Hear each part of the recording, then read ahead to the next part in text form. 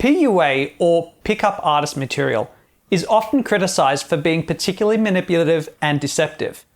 When I first started getting involved in the pickup artist industry, learning to be more attractive to women 15 years ago, I scoffed at that idea because almost every woman that I knew was way more manipulative and way more deceptive than most guys I'd ever met. And what's good for the gander is good for the goose, right? Then I had the experience that women seemed to be extremely judgmental of men.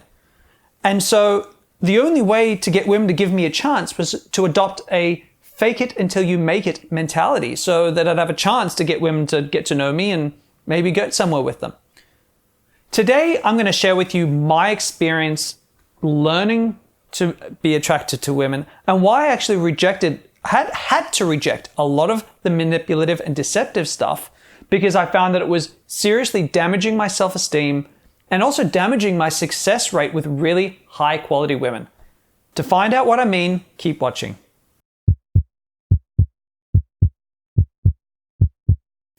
So 15 years ago, I had just read a book called The Game by Neil Strauss, which is a story about a whole bunch of guys learning pickup artistry to get great with women. I was super excited. And I joined a local pickup artist group here in Sydney, and I started going out regularly to talk to girls and learn to be better with women. And sure enough, I started to, as I went out and talked to more women and got more experience and watched other guys who were better than me, my success rate started to increase.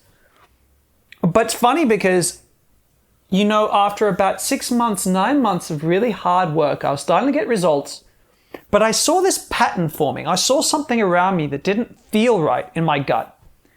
Sure, I knew guys who were really successful with women. I knew guys who were doing really well, but there was a lot of fragile ego going on. There were a lot of guys who had to be the top dog or the world was going to collapse. There were a lot of guys whose opinions had to be right.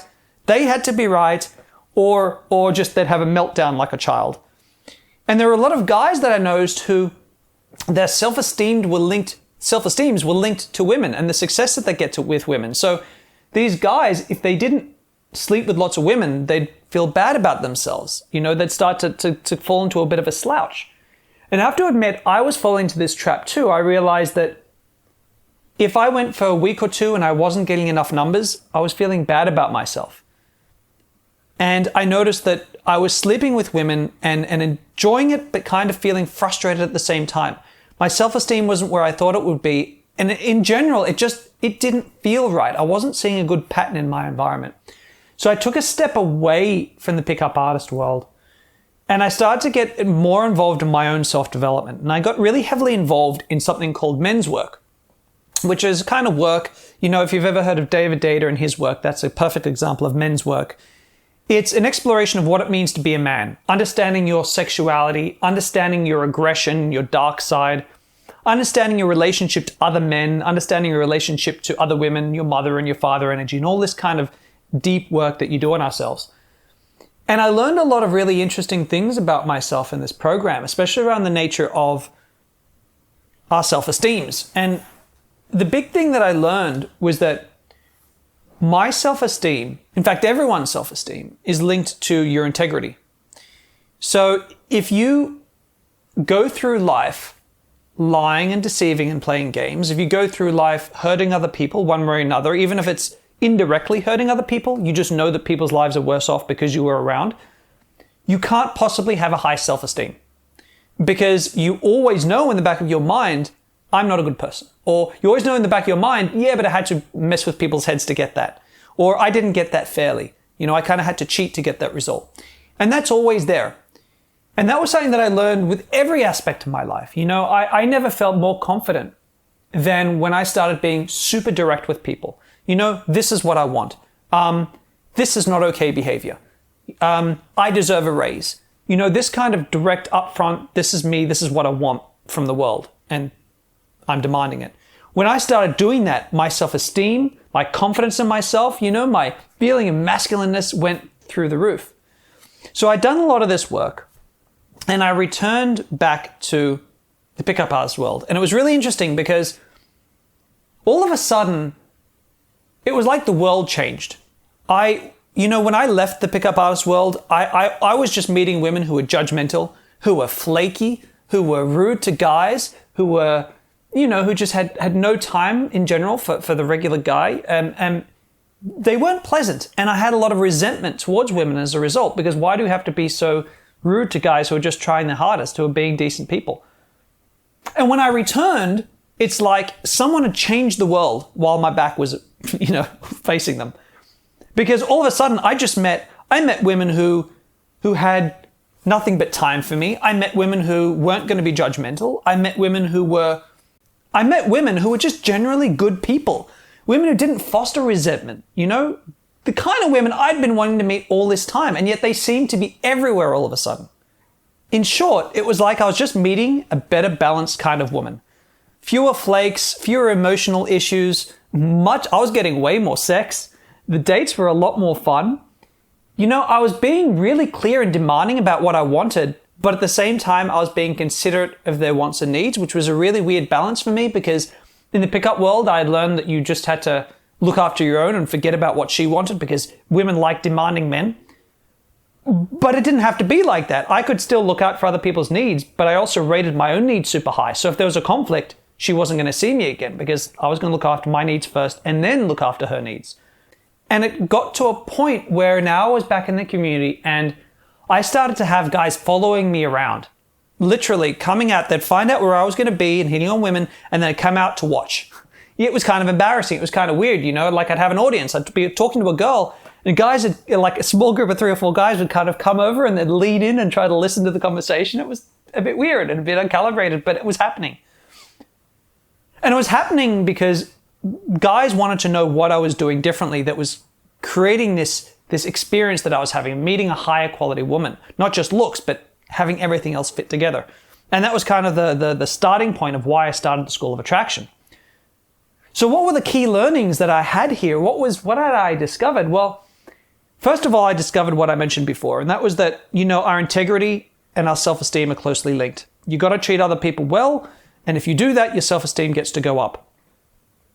But I also learned a second important thing, is that how judgmental we are of other people will directly reflect in how judgmental we are of ourselves. So something I noticed in the world of PUA, in fact, in the world of anyone with low self-esteems, if you're judgmental of people, judgmental of women, judgmental of guys, just passing judgment on people, if you do that a lot, what happens is you will be judgmental of yourself in a very negative and critical way, not in a positive way, not in a self-improvement kind of way.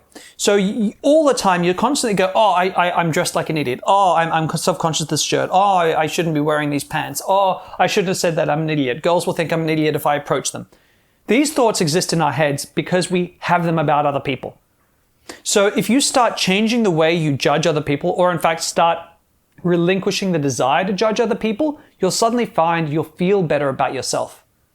I also learned, and this is interesting, that if you play games or manipulate to get women into bed or to get women to like you, your self-esteem doesn't go up. And the reason is that it wasn't the real you who picked these women up.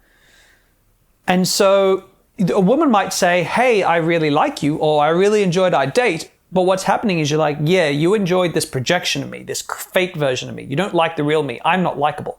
It reinforces that belief that we have about ourselves. And that's a really negative thing. But I think one of the most important things that I learned was to let go of the notion that my success with women was all about how many women I shagged.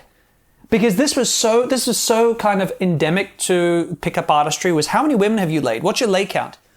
That I was caught up with it. I was a good pickup artist, so to speak, if I shagged hundreds, no, thousands of women.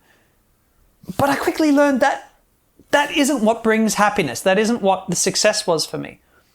When I started to focus instead on enjoying my interactions with women, just enjoying the process of flirting, enjoying having really great conversation, like high quality, deep conversation about interesting topics that fascinated me, meeting women who were interesting, not just hot, then all of a sudden, I really enjoyed flirting. I really enjoyed being on dates. A date wasn't just a means to get sex. I enjoyed a date just because it was fun, because the interaction was engaging. And if it wasn't, I wouldn't go on the date, or I wouldn't organize a date if the first conversation couldn't be interesting. So by becoming demanding of the women, like demanding that I'd meet women who are interesting, and only going on dates with women who are genuinely fun to be around, regardless of if we had sex, then interestingly, I'd meet more interesting women. That's a bonus. I'd really enjoy my interactions with them. That's a bonus. The sex was mind-blowing because here's the thing guys often don't realize. Sex with a woman who's hot but you don't overly click with is like a 6 or 7 out of 10 most of the time. Sex with a woman who you've had really incredible, like engaging conversation with, you've really connected with. I don't mean like long-term relationship connection. I just mean really connected as a human and laughed with and really enjoy being around. The sex is just off the charts. And the sex for her is off the charts too, by the way, if you want to feel like $1 million. You know, so everything was about high quality women, high quality dates. I enjoyed life more. I felt better about myself. My self-esteem was really high. I was meeting these incredible women and I didn't have to work for it. Nothing was a chore because everything along the way was enjoyable. Now, of course, not everything about pickup artistry is negative. And I don't mean to dump on PUA and PUA mentality.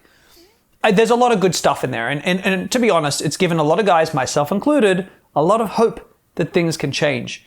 But I do believe that a lot has to change. Like a lot of guys have to be very cautious about a lot of the mindsets that are out there, especially some of the big companies around the world right now have very narcissistic, emotionally unhealthy mindsets around women that won't help your self-esteem in the long term. And it won't help you meet high quality women in the long term. And it's a pattern that I've seen, and you only need to look around at a lot of the egos flying around, because an ego is not self-confidence, right? An ego is not, if you disagree with me, I'm going to explode and lose my mind. An ego is like, cool, you disagree with me, let's talk about it, or not, we can disagree.